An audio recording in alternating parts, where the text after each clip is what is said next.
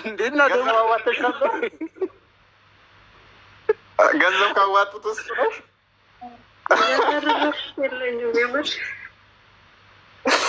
ወይ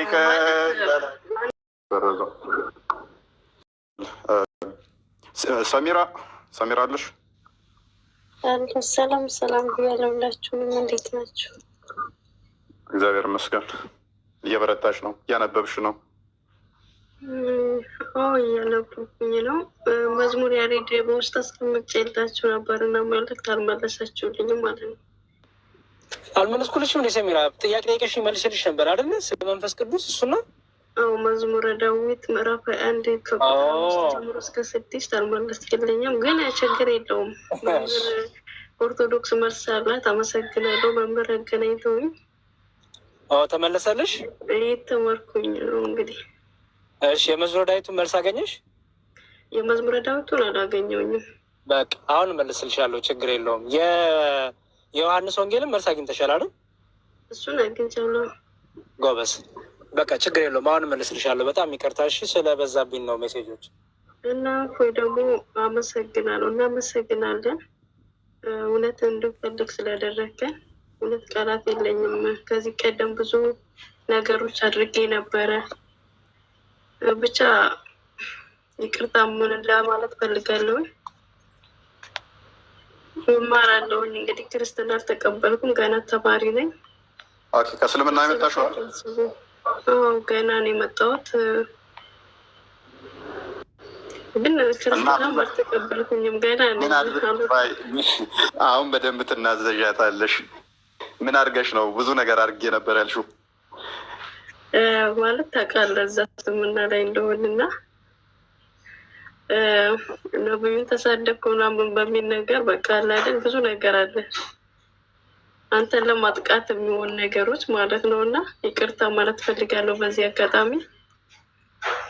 ዋናው ነገር እውነቱን ማወቄ ነው። እናመሰግናለሁ። ሪፖርት ብቻ አይደለም ሄጃለሁ። እፎይንም ፈጣሪያችንን ተሳድቤያለሁ፣ ይቅርታ።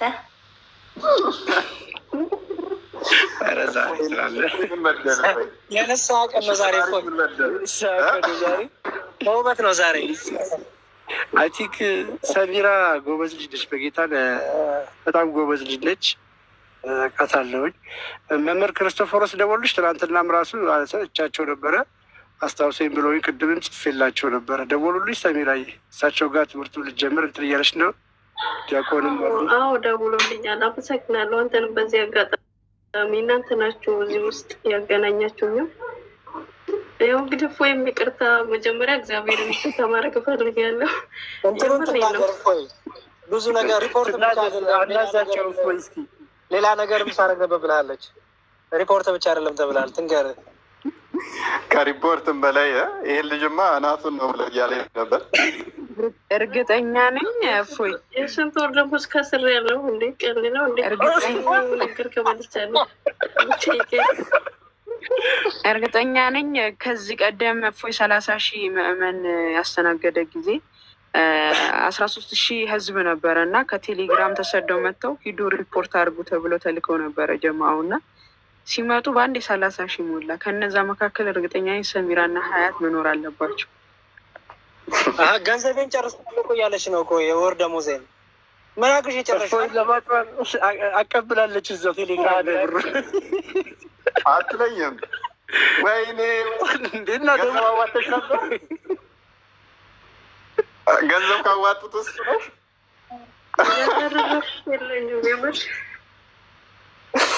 ወይ? አንደኛ እኔ ስለ እስልምና እንደዚህ ብዙ አላውቅም፣ አትፍረዱብኝ። ብዙ በቤተሰብ የመጣ ነገር ነው አብዛኞቻችን የምንከተለው እንጂ አውቀን አይደለም። እና እንደዛ ምናምን ስትል በቃ ተጥላቸው የመጣ ነው ነበር የመሰለኝ ማለት ነው። እና ማሜንም በጣም ነበር መጣላት በዚህ አጋጣሚ። ዋናው ነገር ይቅርታ፣ በቃ ይቅርታ አድርጉልኝ። አረ ችግር የለውም። እንደውም ደስ ይላል እንጂ ደስ ብሎናል። እንደውም እኔ አንቺም አሁን እንትን ነው ሪሲት ይዤ ሂሳብ አወራርዳለሁ ከከፎይ እና ከማማዬ ጋር ሂሳብ አወራርድ ነበር። አንቺም ዝም ብዬማ አለቃቸውም። ያወጣሁትን ወጪ መልሱ ነበር የምላቸው። ግን እፎይን ብቻ የምጠራው ክርስቲያኖችን በሙሉ ነው እኮ በስ እፎይን ግን በደንብ ማጣይም እፎይን ብዙ ማጣይም አለ ሀያት እኔ ክርስቲያኖችን በሙሉ ነው የምጠራው ነበር። ከ3 ወር ወዲህ ነው መጽሐፍ ቅዱስ ያነበብኩት። መንፈሱ ነው አክቹዋሊ ክርስትናን መጥራት ሳይ ሙስሊም 2167 ላይ እንደሚናገረው እንዲሁም ደግሞ ቁርአኑም ላይ 3:28 5:51 98:6 ላይ በተመሳሳይ ክርስትናን እንድጠሉ የሚያዝ ክፍል ስላለው ከዛ አንጻር ነው ያ መንፈሱ ሳታውቁት በልጅነታችሁ ጀምራችሁ የምትማሩት አይምሯችሁን እየበረዘ ይሄድና ልክ ካንሰር ሲጀምር የሆነ የትንሽ ቦታ የሚጀምረው ቶሎ ትሪት ካልተደረገ ያ ፓርት ወይም ተቆርጦ ካልተወገደ እያደገ ይሄዳል። ሳታውቁት ባህሪያችሁ ይሆናል። ከዛ በኋላ በዛ መልኩ ስለሚያሳድጓችሁ ነው። እና እኔ ብዙም እንትን አይደለም። ብዙዎች አሁን ይመጣሉ በጣም እኮ ነበር ምጠላ ምናምን ነገር እና ውሸት ብቻ የምታወራ ይመስለኝ ነበረ እና ተነግሯቸው የሚመጡትና እኔ ጋር መጥተው የሚያዩት አንድ አይደለም። ውጭው ላይ በጣም ፖለቲካ ይሰራሉ፣ በጣም ይችላሉ ፖለቲካ መስራት። በጣም የሚወዱት ቤት አሁን የኔም ቤት ነው። እውነት ለመናገር የኔም ቤት ይወዱታል። በኮንፊደንስ መነግራችሁ።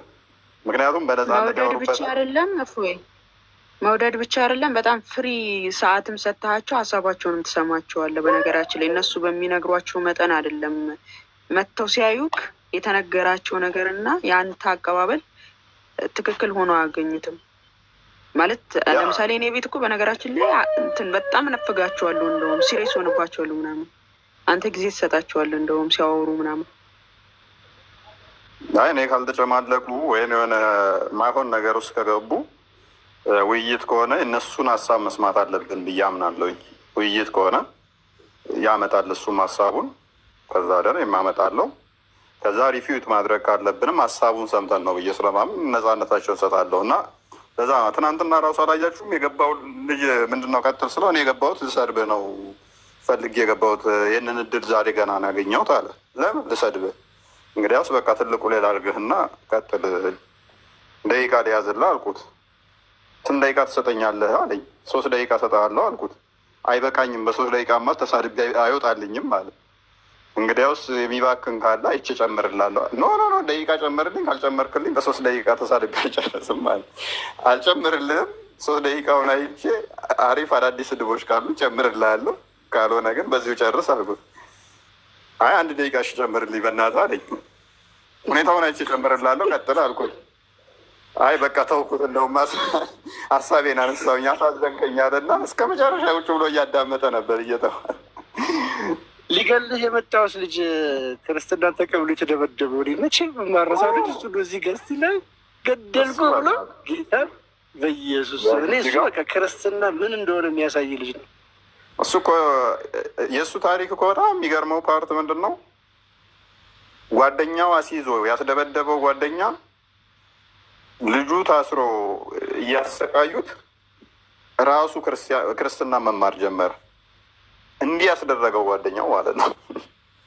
አስደብዳቢው ራሱ እና አንዳንድ ገራሚ ክስተቶች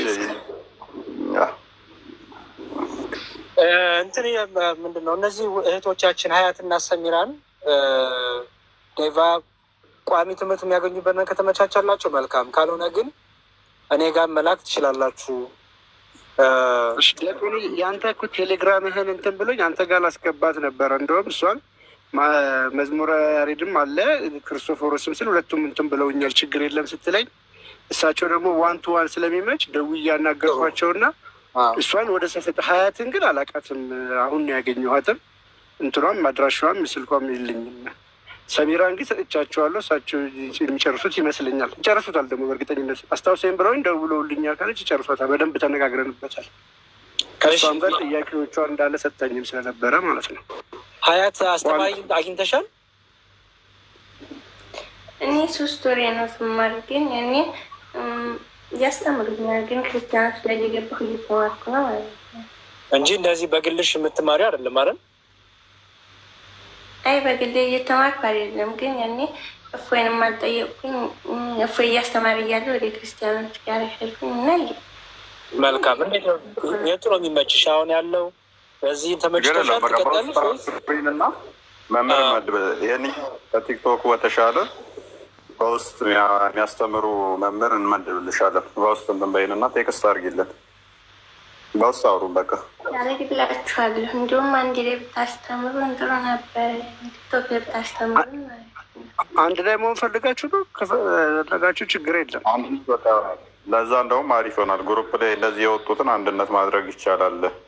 ዋን ቱ ዋን የተሰጡትም ብዙም መምህራኖቹ ጋር እያማረሩ ነው። መምህራኖቹ አንዳንድ ቀን አስተማሯቸው፣ ከዛ ወዲያ ዞር ብለው አላዩቸው እና በአካር ዛሬ ራሱ 2 ልጆች ተመልሰዋል። ወይም ለሌላ ስጠን ወይንም አስተምረን ብለው ማለት ነው። አንዳንድ ቀን ብቻ አውርተዋቸው ከዛ ወዲያ ዞር ብለው አላዩቸው። ከሰጠውን ያሁን ወደ ወር የሆናቸው ልጆች ማለት ነው። እና እዛ ከሆነ ሁለቱን ዲያቆን ጋር እናስገባቸውና ሁለቱን አንድ ላይ ያስተምሯቸው። በቃ እንደዛ ካላቸው ዲያቆን እዛኛው ላይ እነሱ ችግር ስለሌለው ሁለቱን ያዟቸው። ችግር የለውም። በቃ ቴሌግራም አስቀምጡልኝ። ሀያትም ሰሚራ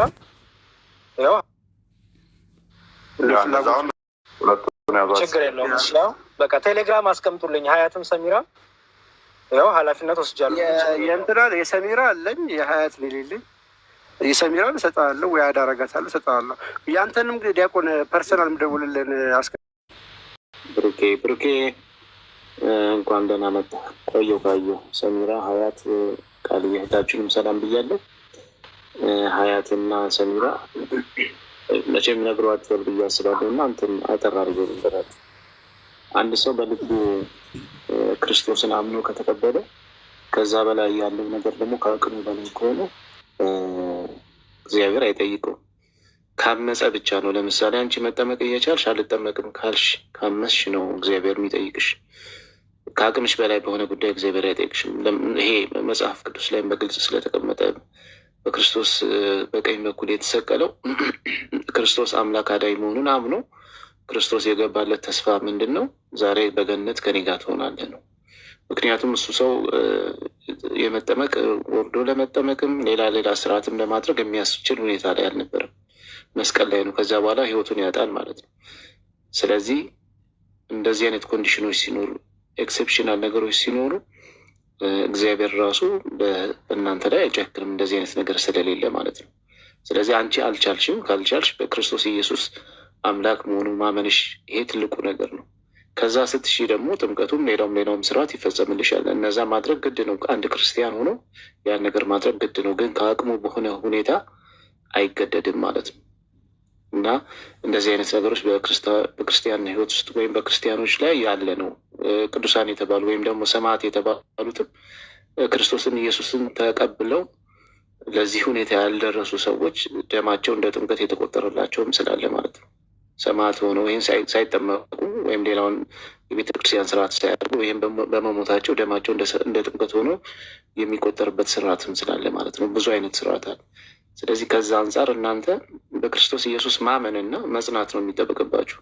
ከዛ በኋላ ደግሞ ጸሎት ማድረግ እግዚአብሔር ለዚህ ነገር እንዲያበቃችሁ በጥምቀቱ፣ ለቁርባኑ፣ ለሌላውም ነገር ክርስቲያን የምትሆኑበትን መንገድ እንዲያደርጋችሁ መጸለይ ነው። ከአቅማችሁ በሆነ ጉዳይ ግን እግዚአብሔር አይጠይቃችሁም እና ብዙ የሚያሳስብ አይደለም። ግን እንዲህ ስላችሁ ግን ዝም ብላችሁ ቁጭ ብላችሁ በተሻላችሁ አቁም ይህን ስርዓት ለመፈጸም የጥምቀቱንም የቁርባኑንም ወይም የስጋውና ደሙ ለማድረግ ግን እናንተ መልፋት መቻል አለባችሁ። እንደዛ ብታደርጉ ተመራጭ ነው። የዘላለም ሕይወት ጉዳይ ስለሆነ ማለት ነው። ሰው ለስራም ቢሆን ተሰዶ የሌለ ለስጋዬ ነገር አስቦበት አቅዶበት ብሩን መድቦ ምናምን ተሰዶ ይሄዳል አይደል? ይሄ ደግሞ የዘላለም ሕይወት ጉዳይ ስለሆነ የተወሰነች 4 ቀን 5 ቀን የሚሆን ወደ አገር ቤት መግባት የሚችሉበት መንገድ ካለ ገብታችሁ ጥምቀትን ተጠምቃችሁ ተመልሳችሁ መሄድ ይችላላችሁ፣ ከፈቀዱላችሁ ማለት ነው። ካልሆነ ደግሞ እና ያሬድ ማመቻቸት የሚችሉት ነገር ካለ በውስጥ በኩል ተነጋገሩና በዛ በኩል አድርጉ።